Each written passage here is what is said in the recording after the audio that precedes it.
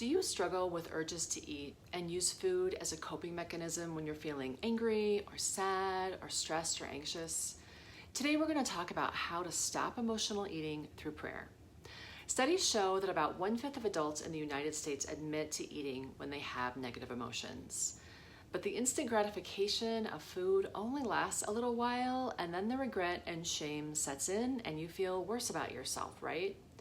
I'm Ashley and I'm a Christian life coach, so let's talk about it. When you have an urge to eat and it's not out of hunger, here's something you can do. Instead of stuffing your feelings with food, sit with the urge for a few minutes and ask yourself what's going on inside. Just be really curious and sit with it. Ask yourself, why do I want to eat right now? Am I feeling bad about something? What is it? Am I angry? If you've been offended by someone, do you need to forgive that person? In 1 Corinthians 13, it says love is not easily angered or offended. And that can be hard. But when we're angry, you can go to the Lord and confess it and ask for His help to let go.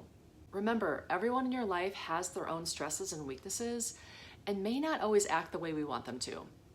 And if it's not anger, ask, am I anxious or stressed about something? And if you're stressed, you can claim Philippians 4, 6, and 7. Do not be anxious about anything, but in everything by prayer and petition with thanksgiving, let your requests be made known to God and ask for His help. And thank Him, really give it to God and thank Him for His help. And the peace of God will guard your heart. Food can't replace what God can do in your heart. And if you're not stressed, maybe it's loneliness. Ask yourself, am I feeling lonely right now?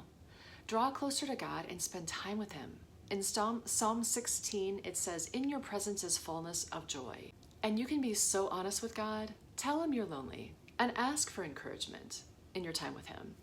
When we really allow ourselves to feel our feelings and to process them, maybe cry out if you need to, but feel them and allow for time to sit with them and pray for God's help with them instead of distracting ourselves with food or social media. It'll bring healing. In Psalm 19, it talks about all the benefits of God's word. It restores the soul. It rejoices the heart. It makes wise the simple.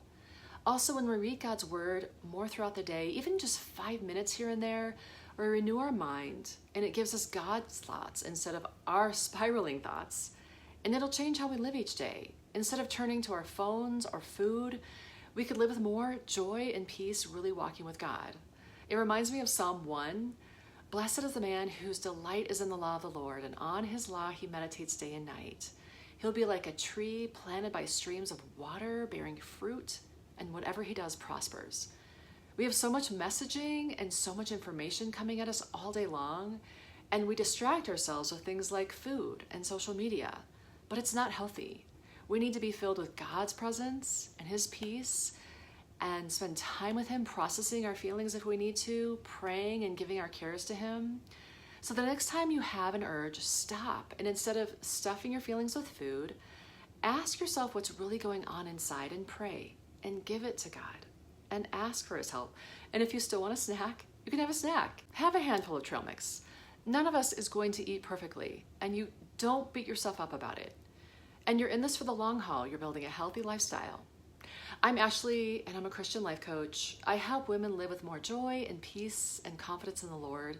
If you're struggling emotionally and you need coaching, there's a link below where you can reach out to me and we can set up a time to talk. Take care.